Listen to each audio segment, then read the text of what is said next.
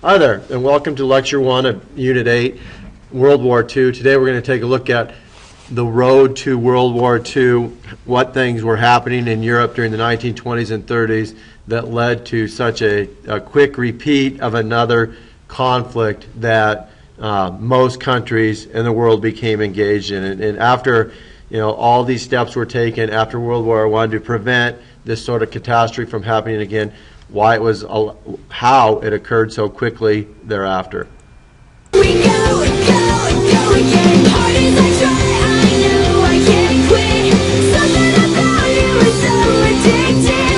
We're falling together. You think that by now I know. 'Cause We'll come back to that map in a little bit, but after World War I, there was this idea, this philosophy of collective security, where the League of Nations was established and countries sent representatives, and there was an attempt to try to solve problems diplomatically.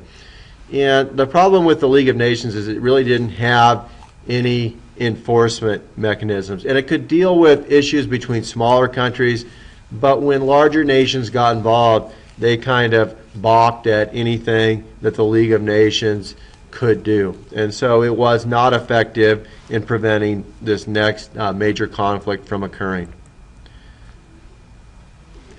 One of the major failures of collective security was, during this time, the entire world was experiencing an economic crisis. Obviously, the United States was a little bit later than some of the European countries, but you had leaders coming to power and establishing these totalitarian regimes where people's rights were taken away almost entirely. And you had governments like fascist governments and communist governments being established where the leaders dictated what was going to happen, how power was going to be enforced over the people. And these leaders were, they used brutal policies to maintain power. And so in Italy, you had Benito Mussolini rise to power. In Japan, you had the military dictatorship of Hirohito and Tojo. And then obviously in Germany, Adolf Hitler rose to power. And those three countries would join together and be aggressors. But at the same time, Stalin was taking over in Russia during the 1920s. And he had brutal policies and methods in which many millions of Russians were executed during this time. 'Cause I knew you were trouble when you walked in.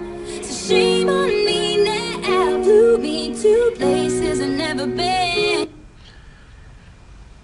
And you might ask yourself, why did people allow this to happen? Well, they didn't really allow it to happen. The major reason why these leaders were able to gain control was because of the economic crisis that was, going worldwide. And this picture here shows Germany. The German mark was worthless. There's, stories where a loaf of bread would cost 3 million or more German marks. So Germany's economy completely collapsed. A lot of that had to do with all the money that they were supposed to be paying as a result of the Treaty of Versailles and the end of World War I. And due to the fact that people were starving, they were jobless, they really had nothing, allowed these questionable leaders to come in. And in Hitler's case, he was a brilliant orator. He promised them hope, and he gave them hope that he would restore Germany to its glory. So Japan was the first of these countries to become aggressive. And in 1931, Japan invaded Manchuria, which was a province of China. In 1936, Japan and Germany formed a pact to fight against communism, be anti-communist. So this was the first time that any of these countries allied with one another. In 1937, Japan invaded China. And the United States, this was the first time the United States got involved, because China and the United States had a pretty good relationship. And so the United States reacted by passing some sanctions and some embargoes against Japan, in which we refused to trade oil and steel and some other goods to the Japanese, which would eventually lead to the bombing of Pearl Harbor. In 1940, the Tripartite Pact was signed, and this again was between Japan, Germany, and Italy, the three countries that would be really responsible for bringing about World War II.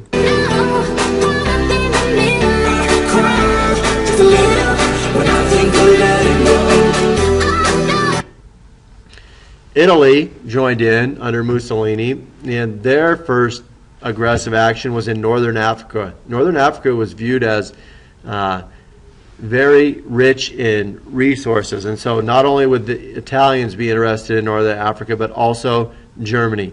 In 1937, the Italians signed an alliance with Germany and Hitler.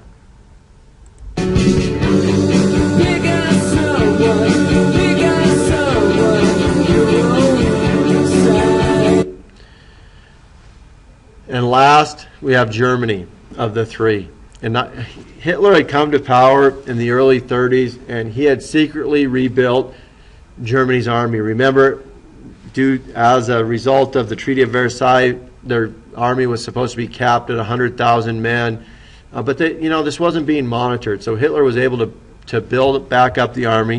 In 1936, he sent his army into the Rhineland. The Rhineland had been established after World War I, and it was kind of a buffer between Germany and France.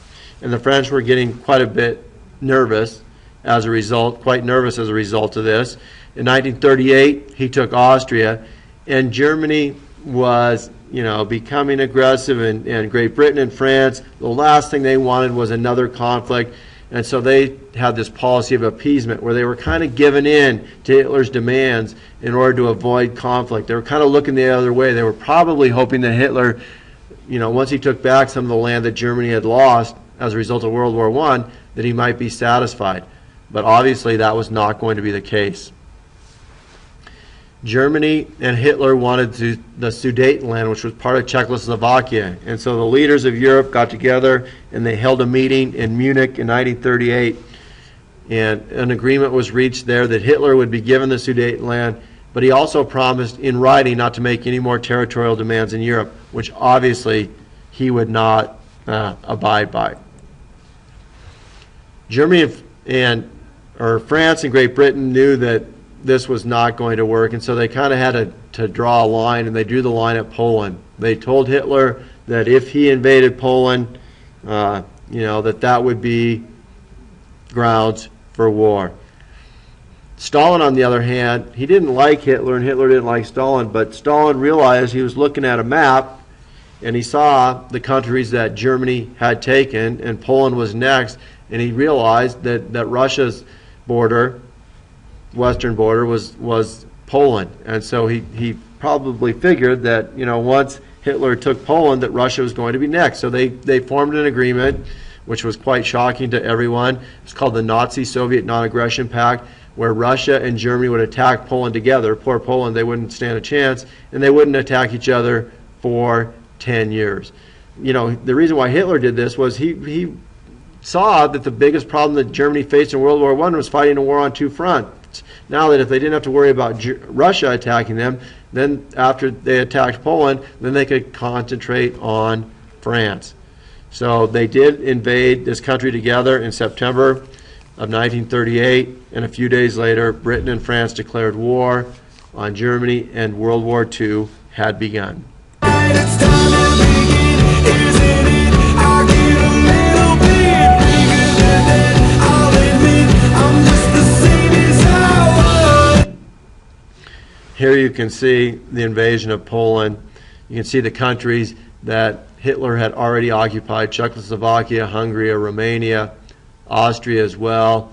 Poland would be next, and Russia was a little bit concerned. Russia's on the eastern side of Poland there. So they made this agreement.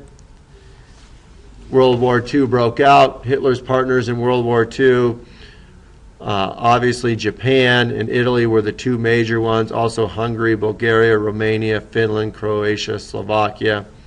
And on the other hand, the Allied powers were much the same. The British, the French, Australia, China, the United States eventually, and some other countries. And that is how World War II began. The United States would again try to remain neutral and stay out of it. And they did a much better job in World War II than they had in World War I, and that's what we'll take a look at in Lecture 2.